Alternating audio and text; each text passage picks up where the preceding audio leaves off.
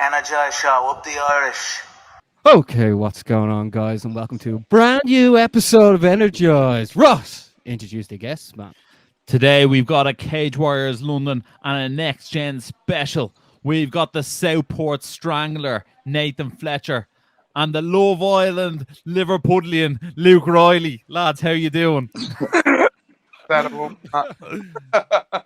doing good, boys. Don't know about Luke now after that one, but I'm doing good. Here's Alex now strolling in half an hour late anyway. Your coffee's cold. Typical. You know how it is, Nathan. If you don't have your own nickname on this show, we'll just give you one until you get one. That's why this one's better than Flawless, what you just given me, so I've taken it on board for this show. Lads, it's great to have you both back on the show. This is obviously a Next Gen special. It's in the build up to Cage Warriors 141 London on July 22nd. So welcome to the show, lads. Yeah, absolutely. Thank you for having us on, boys. Lads, we'll start with yourself, Nathan. Obviously you've been out of the cage for 10 months. You're making your Cage Warriors return. How does it feel to come back? And then also, how does it feel to get prepared at the same time that Molly and Paddy are getting ready for the UFC London as well the next day? Yeah, it's been boss. I always like having my fight camp around the same time as my teammates, because obviously me, Paddy, Molly, Luke have all been in camp together. So we're all going through the highs and the lows of a fight camp together.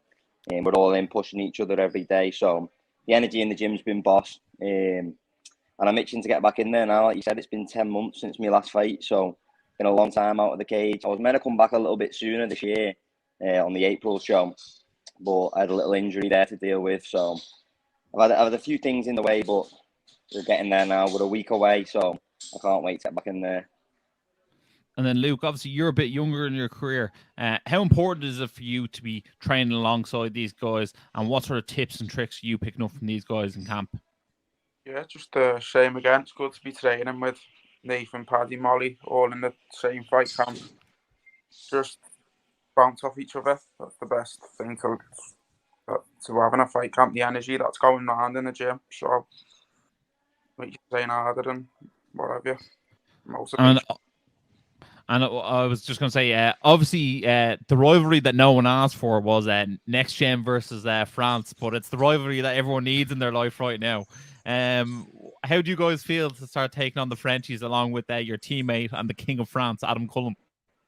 Listen, we've got a lot of living up to do. Adam's flying the French flag for us all, and he's been smoking every single one of them. So me and Luke are next. We've got 2 Frenchies coming up, and yeah, we've got a lot of catching up to do to Adam, because he's been putting them away fast. Do you know what I mean? So he's been making statements, and now me and Luke are going to do the same next week. And Luke, how do you feel about stepping up a weight class to 145 for this one? To be honest, I feel a lot better, because bantamweight space is done for me now. People have been asking me, is it just to stay sort of active, getting a match at featherweight, but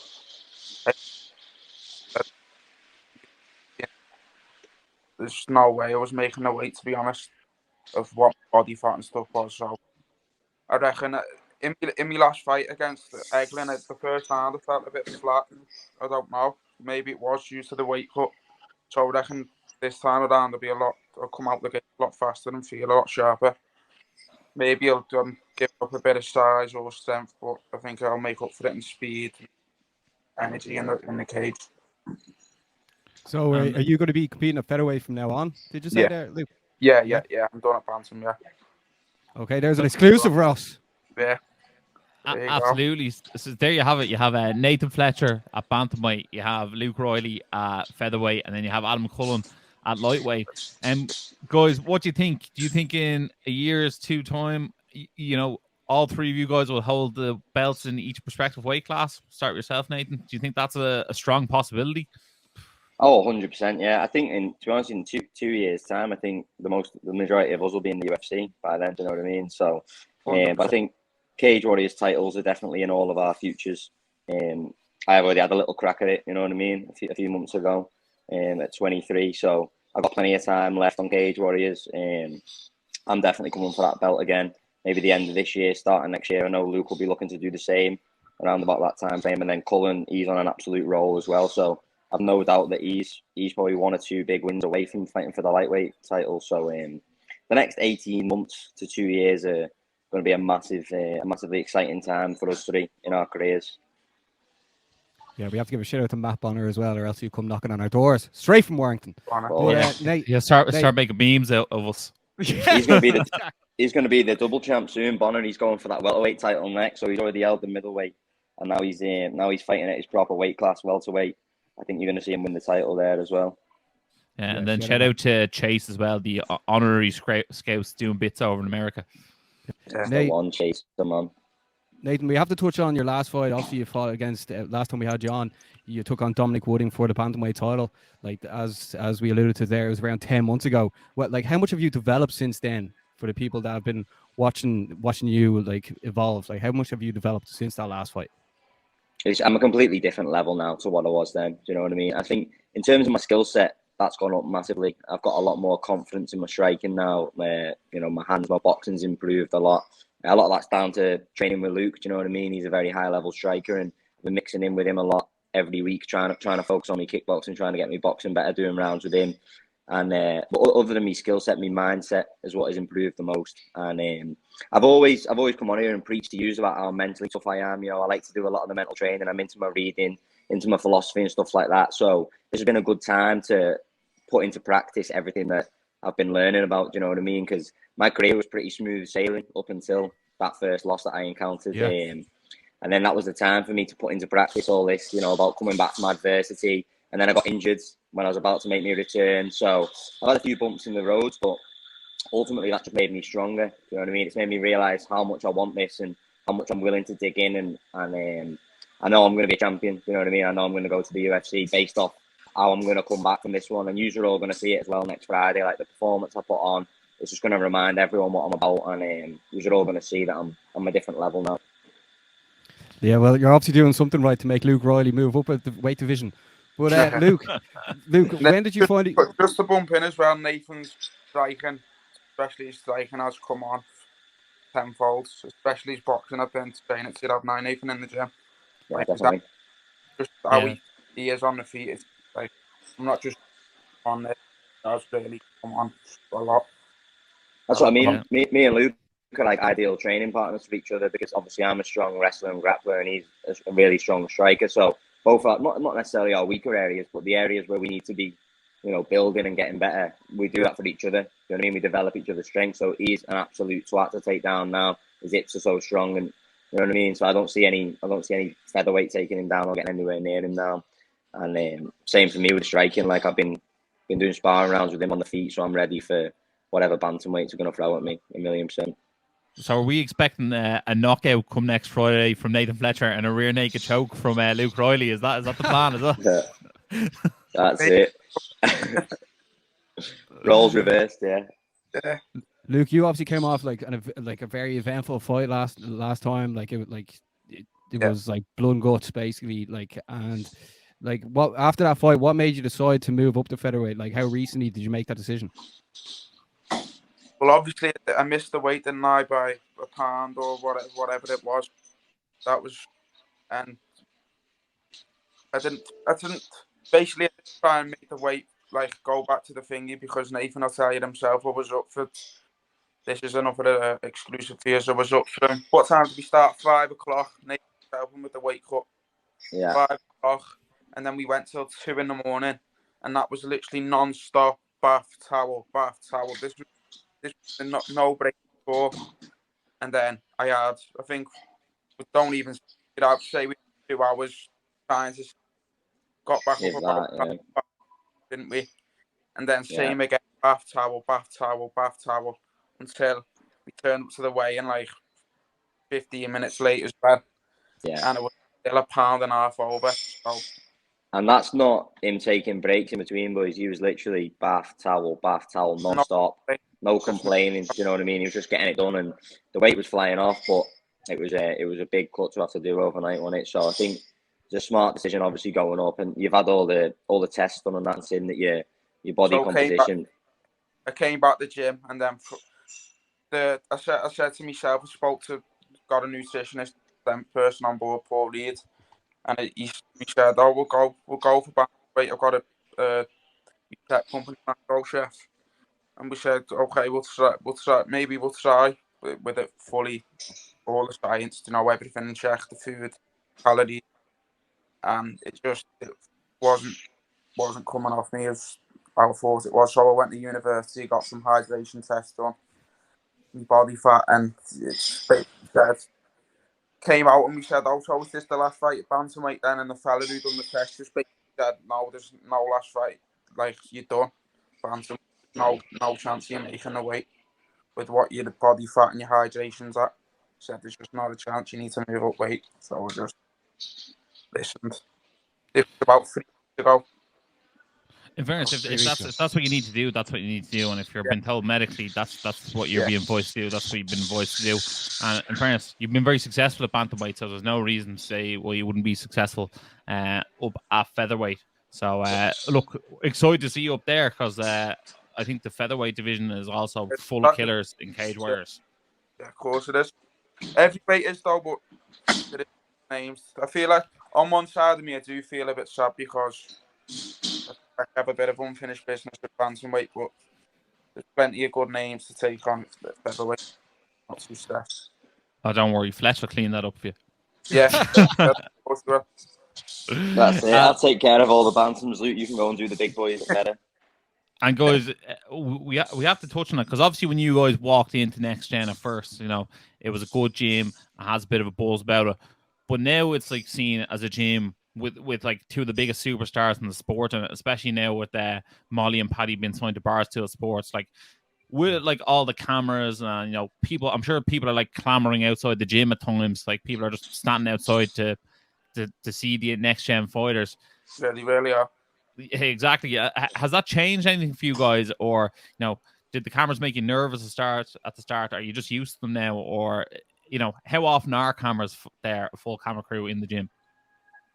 The cameras are there every day. You know what I mean? Paddy's an absolute superstar now, and Molly's working her way up to be a superstar as well. So they've literally, even besides them two, Shem's always got a camera in with him. Leah's in the gym now. She's always got BBC Ireland or whatever in filming her. So every single day there's cameras in the gym. Do you know what I mean? But we're used to it, and I'll be honest, I just pretend they're there for me anyway. I'm just visualizing when I'm in the UFC, I'm gonna have all the cameras there anyway. So it's nice practice. You know what I mean?